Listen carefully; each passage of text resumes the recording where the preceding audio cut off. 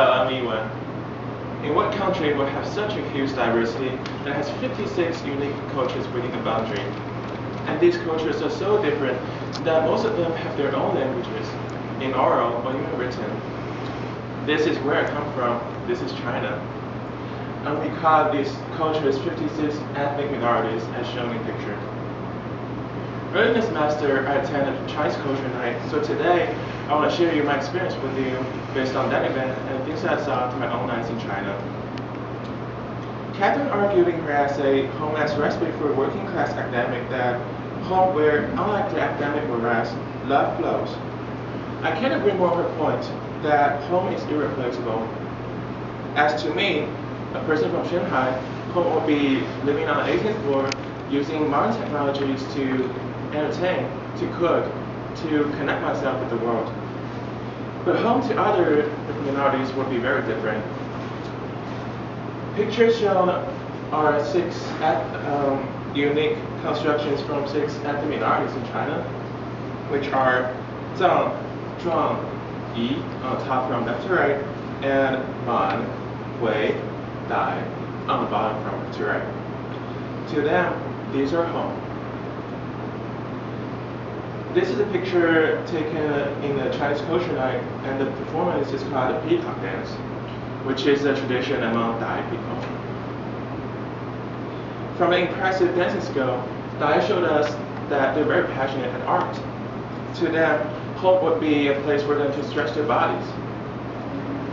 Personally, I've been traveling a lot in China to places where different ethnic minorities settled.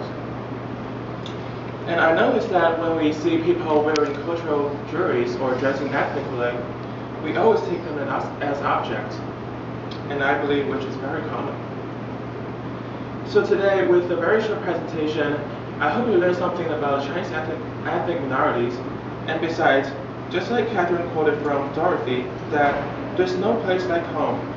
And I believe all of us are experiencing such a feeling that the place where we belong to most is called home. And then Clara is going to introduce something about harmonics. Thanks to the development of technology, it is much easier to experience various cultures in the world these days. However, being well harmonized is not easy simple task at all. But I saw it can happen. I'd like to talk about how various cultures can be harmonious according to my own experience. Last February, I attended one of the biggest events in Yiwen. Yes, Wisdom Nation. So I picked two ideas what I learned through that event from the World Pacific. First, who you are is highly related to our daily performances. In Chapter 6, Identity and Perceptions, World introduced performance perspective to us. It means who we are is the result of our repeated patterned human actions. Also, as socially produced selves, our identities are always in the process of becoming.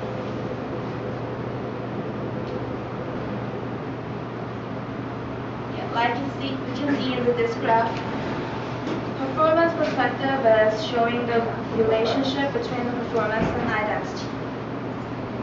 I cannot say that the performances I saw in the event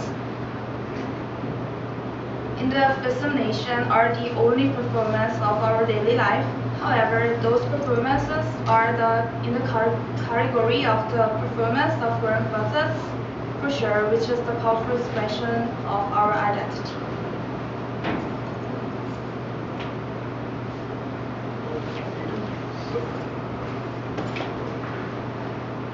Second, I experienced the power of open-mindedness. The event was consistent with some interesting steps. First, people took pictures together at the red carpet and they enjoyed cultural performances. At the same time, they tasted international cuisine. Through those few steps, I could feel that people from various cultures get along each other pretty well. So they make a harmony. This is the reason that the event was so successful. Wisdom Nation followed the guidelines well, which are mentioned in the World Pacific. According to Chapter 5, Groups and Alliances in Culture, open-mindedness is really important to being together. Through the steps, taking pictures together and share food and international performances, students were gradually prepared for being harmonious. That means people went through the same steps together at the same time, and they fulfilled the definition of open-mindedness of work lesson. This is what Warren and Buffett said in the textbook. Open-mindedness is an ongoing effort to call out, to eliminate the creation of ourselves, our values, assumptions, and practices.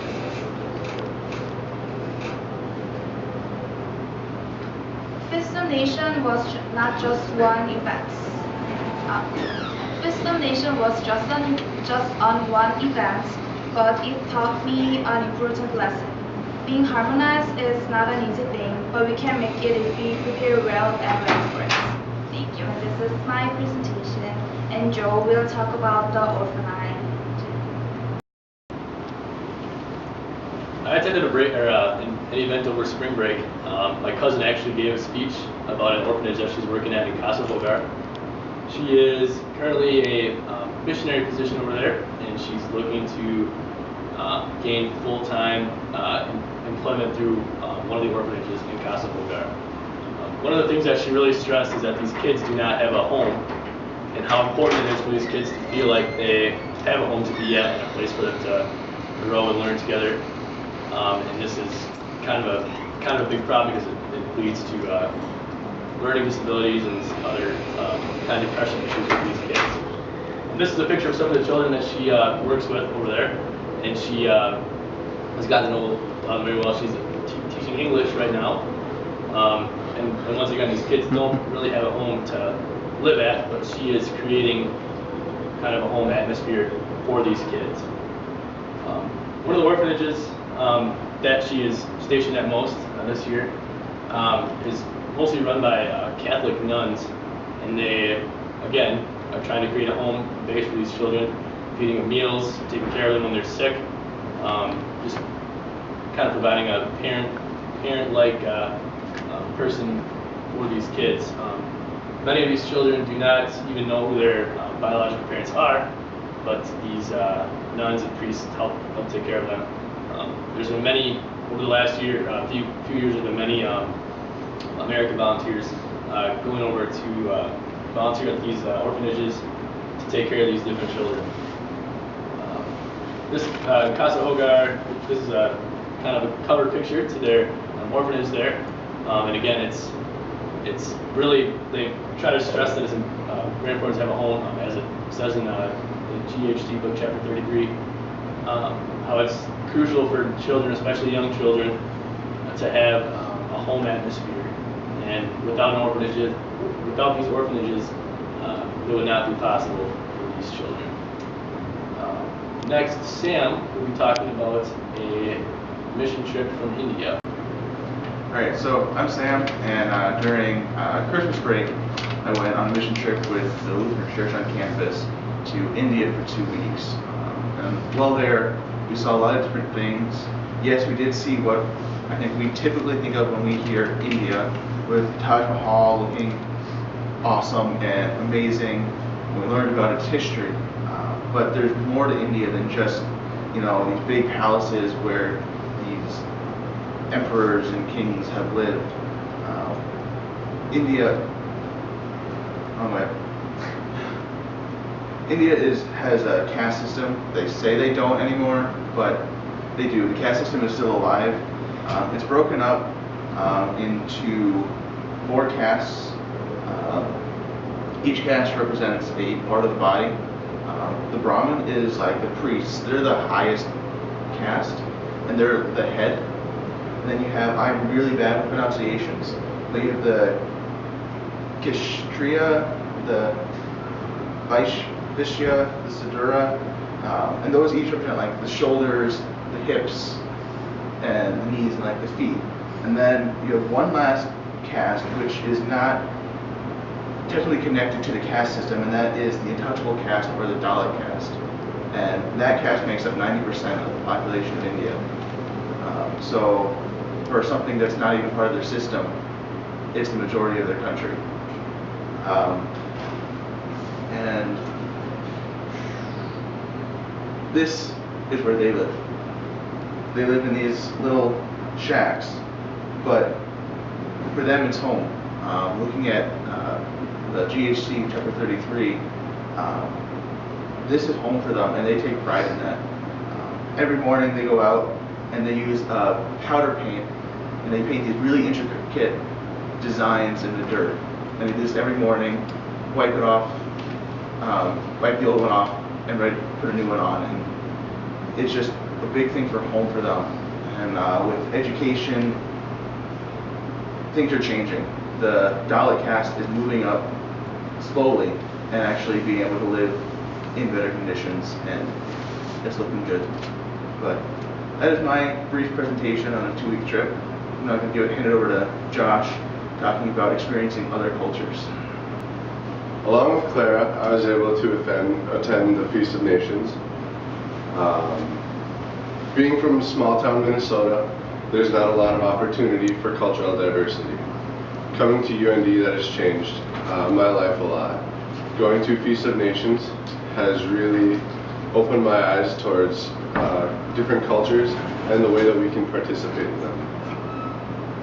In chapter 20 of GHC, the authors talk about the Hispanic Heritage Month and how it's not for members only. They mention that people are welcome to participate in other cultures even if it is not their own. And that is something that I was able to do at Feast of Nations. The 3 ways they say that we can participate are by being a parade watcher, somebody that just watches and enjoys the events; being a scholar, somebody that learns about the events and teaches others about them; or relating and advocating. So being able to relate it to your own life and advocate it to the world. So when I was at Feast of Nations, there were many different cultures that were represented there. And there were performers doing performances that were not of their own cultures, such as a group doing a traditional Japanese drum routine that was actually from Scotland, I believe. So there were people from different parts of the world performing traditional cultural performances that were not their own. And this can relate to everybody because we can participate in cultures that are around us in our homes or even when we're out traveling, and we can make it our own culture and enjoy it as much as others can. So this is our presentation.